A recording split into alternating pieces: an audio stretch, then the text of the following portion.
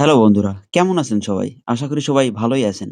গত ৩১শে ডিসেম্বর অর্থাৎ 31st নাইটে আমরা যে পিকনিকের আয়োজন করেছিলাম, আজকের ভিডিওটিতে আমি সেটাই দেখানোর চেষ্টা করছি। ১ম এ শুরু হলো রসুন ছেলা, পেঁয়াজ কাটা, ঝাল বাটা, ঝাল কাটা, তেজপাতা এগুলো সবকিছু বাছাবাছির কাজ চলছে। এরপর শুকনো ঝাল আমরা একটু ভিজিয়ে নিলাম একটা বাটিতে। তারপরে ওই পাশে সবকিছু কাটাকাটি কাজ চলছে। এদিকে মসলা আর জিরা মসলা রয়েছে এখানে। এদিকে রসুন আছে। আর এটা হচ্ছে রসুন। এখন আমাদের রসুন বাটতে হবে।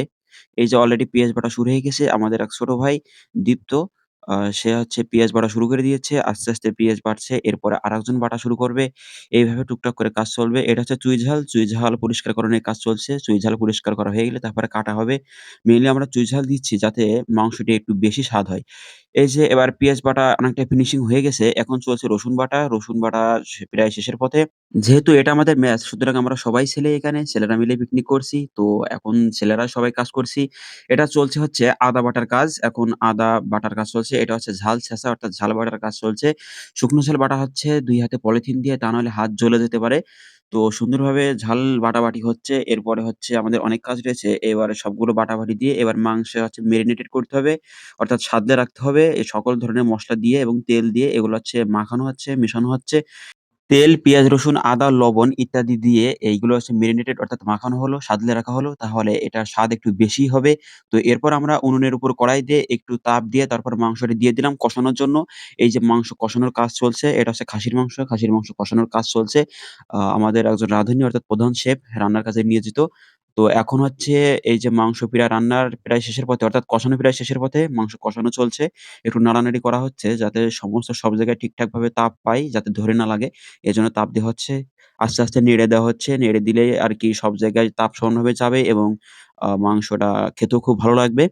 তো রান্নার সকল উপকরণ দেওয়ার পরে, ঢেকে দেওয়ার পরে অবশেষে রান্না প্রায় শেষের পথে। এই যে রান্না শেষ। আমরা কড়াই থেকে মাংসগুলো হচ্ছে একটা গামলায় ঢাললাম। ওই যে ডাঁটাগুলো দেখা যাচ্ছে ডাঁটার মতো ওগুলো আসলে চুই ঝাল। চুই ঝাল দেওয়ার কারণে মাংসটার স্বাদ অনেক গুণ বৃদ্ধি পায় এবং খেতে অনেক খুব ভালো লাগে।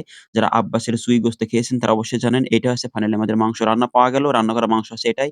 এটা হচ্ছে খাসির মাংস চুই ঝাল দিয়ে। চুই ঝালের খাসির মাংস খুবই লোভনীয়। আর ২ পাশে দেখা যাচ্ছে এক পাশে গাজর, এক পাশে শসা আমরা সালাদ হিসেবে এটা রেখেছি।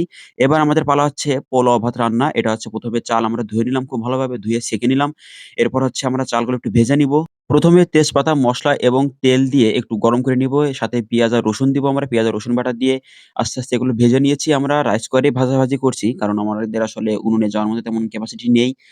তো সেক্ষেত্রে আমরা রাইস কুকারে এটা ভেজে নিচ্ছি খুব সুন্দরভাবে। ভিতরে পেছনে তেল দেওয়া রয়েছে। তো তেল দিয়ে আরকি এটা ভাজা হচ্ছে।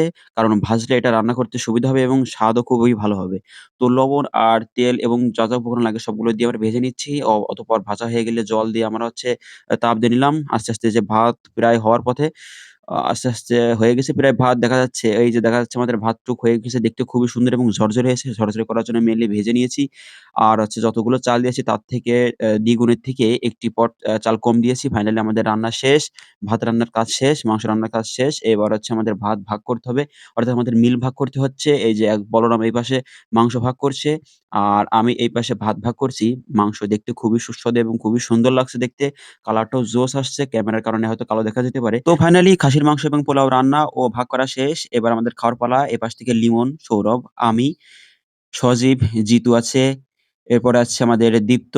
তো এটাই হচ্ছে আমরা। এপাশে আমাদের শ্রদ্ধা অর্থাৎ অনুপ চলে এসছে। এরা ছাড়াও আরো অনেকেই ছিল লিমন, চয়ন এরা একটু কাজে ব্যস্ত ছিল তাই তাদের ভিডিওতে নেওয়া হয়নি। এদেরকে ছবিতে নেওয়া হয়েছে। তো এখানে হচ্ছে দেখা যাচ্ছে আমি আছি আরো অনেকে আছে আমি সহ। এখানে অনুপের শিল্পীতে, এদিকে বলরামের শিল্পীতে বলরাম, চয়ন, আমি, পার্থ, দীপ্ত। আর এই পাশে দেখা যাচ্ছে যে অনেকে আছে আমাদের মেসে যে কজন পিকনিক করেছিলাম, যে কজন অংশগ্রহণ করেছি। এখানে সবাই আছি আমরা। আর এটা হচ্ছে বলরামের শিল্পীতে আমরা সবাই। তো আমরা হচ্ছে খাওয়া-দাওয়ার আগেই এই সেলফিটা তোলা। আর এখানেই দেখা যাচ্ছে যে আমরা সবাই ছন্নছাড়াভাবে মিল ভাগ করার পরে রুমে এসে একটু স্বস্তির নিঃশ্বাস।